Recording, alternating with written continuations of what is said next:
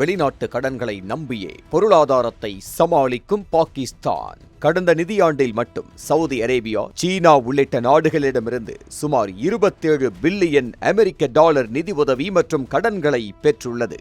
காரணம் என்ன? விரிவாக பார்க்கலாம்.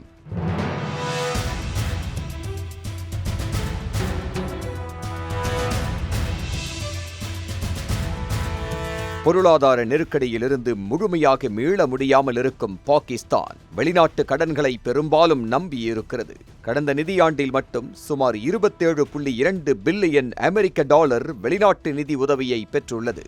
இதனை அந்நாட்டு பொருளாதார விவகார அமைச்சகத்தின் இடைக்கால அறிக்கை தெரிவித்திருக்கிறது.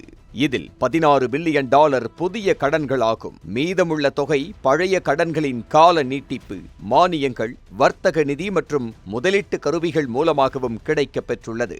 பாகிஸ்தானின் முக்கிய கூட்டாளிகளான சவுதி அரேபியா மற்றும் சீனா மொத்தம் 9 பில்லியன் டாலர் கடன்களை கால நீட்டிப்பு செய்துள்ளன.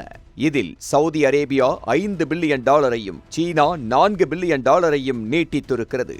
மேலும் சவுதி அரேபியா புதிதாக 3 பில்லியன் டாலர் வைப்பு தொகையையும் வழங்கியுள்ளது.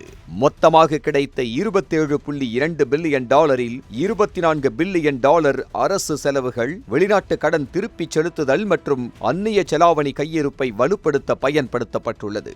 வெறும் 3.4 பில்லியன் டாலர் மட்டுமே வளர்ச்சி திட்டங்களுக்கு ஒதுக்கப்பட்டுள்ளது. அதேபோல் சர்வதேச நாணய நிதியத்திடமிருந்து 2.2 பில்லியன் டாலர் உதவியும் பாகிஸ்தான் பெற்றுள்ளது. இருப்பினும் கடந்த ஏப்ரலில் ஐக்கிய அரபு அமீரகத்திற்கு 3.45 பில்லியன் டாலர் வைப்பு தொகையை திருப்பிச் செலுத்தியதால் அந்நிய செலாவணி கையிருப்பில் அழுத்தம் ஏற்பட்டது.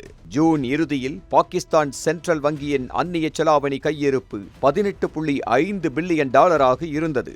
இதற்கிடையில் பொருளாதாரத்தை மேலும் வலுப்படுத்த 10 பில்லியன் டாலர் பரிவர்த்தனை நிலைத்தன்மை நிதி வசதியை வழங்குமாறு அமெரிக்காவிடமும் பாகிஸ்தான் கோரிக்கை விடுத்திருக்கிறது. மேலும் கடந்த நிதியாண்டில் அந்நாட்டின் ஏற்றுமதி 6% குறைந்திருப்பதும் பொருளாதார சவால்களை மேலும் தீவிரப்படுத்தியுள்ளது. வெளிநாட்டு கடன்கள் மற்றும் கால நீட்டிப்புகளின் ஆதரவால் பாகிஸ்தான் பொருளாதாரத்திற்கு தற்காலிகமாக தீர்வு கிடைத்தாலும் நீடித்த வளர்ச்சிக்கு ஏற்றுமதி அதிகரிப்பு, உள்நாட்டு பொருளாதார சீர்திருத்தங்கள் அவசியம் என பொருளாதார நிபுணர்கள் வலியுறுத்துகின்றனர்.